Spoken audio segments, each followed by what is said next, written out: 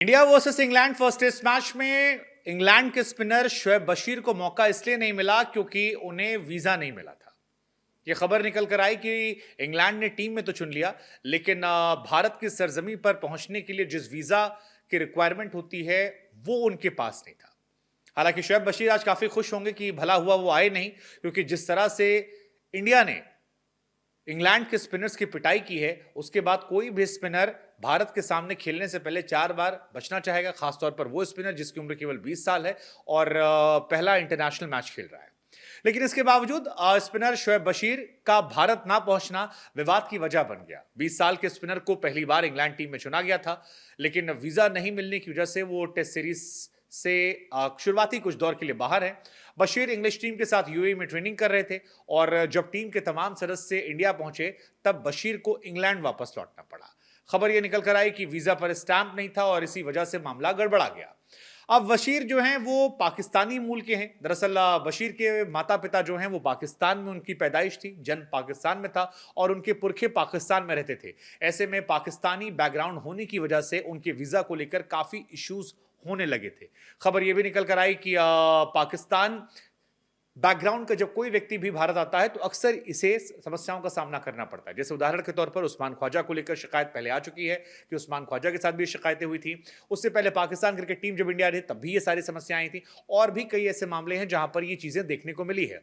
लेकिन बशीर के मामले को लेकर भारत के पूर्व तेज गेंदबाज वेंकटेश प्रसाद ने इंग्लैंड क्रिकेट बोर्ड पर अपना गुस्सा निकाला है और या कायदे से कहें तो उन्हें धो दिया है। यह कहा गया कि ब्रिटेन में जो वीजा था उस पर मोहर लगनी जरूरी थी, लेकिन शायद इंग्लैंड क्रिकेट इस सोच में था कि वो स्टैंप इंग्लैंड में नहीं बल्कि किसी तीसरे देश में लग जाएगी।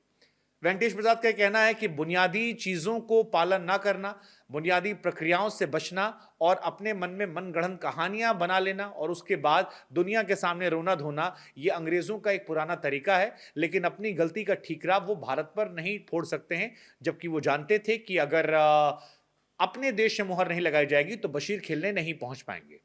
वेंकटेश प्रसाद का यह भी कहना है कि यदि गलती किसी की है इस पूरे प्रकरण में तो वो ईसीबी की है और कप्तान बेन स्टोक्स जो बातें कह रहे हैं वो बातें उन्हें भारत को बताने की जरूरत नहीं है, बल्कि ये बातें उन्हें अपने क्रिकेट बोर्ड से कहने की जरूरत है कि आपने इसे ध्यान क्यों नहीं रखा। एक बार फिर हम आपको बता दें, अब्दुल बशीर पाकिस्तानी मूल के खिलाड़ी जो इंग्लैंड के लिए खेलते हैं। 2017 में पहली बार फर्स्ट क्लास का डेब्यू किया था।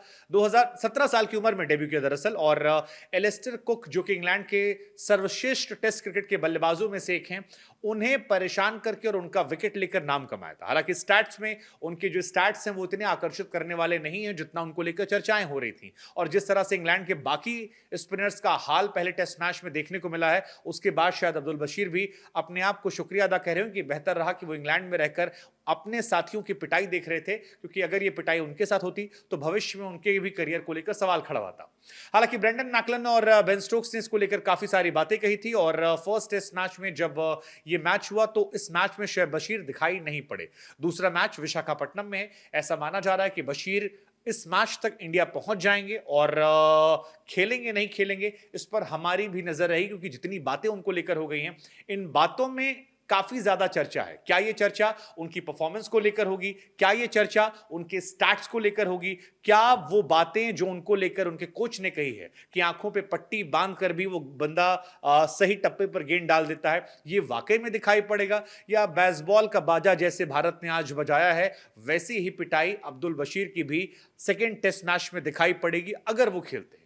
लेकिन इस अगर मगर के बीच में वेंकटेश प्रसाद का यह स्टेटमेंट जिसमें कहा गया कि ईसीबी ने अपनी गलती का ठीकरा भारत पर फोड़ दिया है, इसको लेकर आपकी सोच क्या है? और सवाल यह भी कि तीसरे देश में स्टैंप लगवाने जैसे बुनियादी बात को भूल जाना, इंग्लैंड में जाकर दोबारा स्टैंप लगवाना, इसके लिए भारत को जिम्मेदार ठहराना, क्या यह कहीं से जायज है? इस खबर को लेकर आपकी सोच क्या है? कमेंट सेक्शन में जरूर बताइएगा और तमाम वीडियोस के लिए जुड़े रहिए हमारे साथ।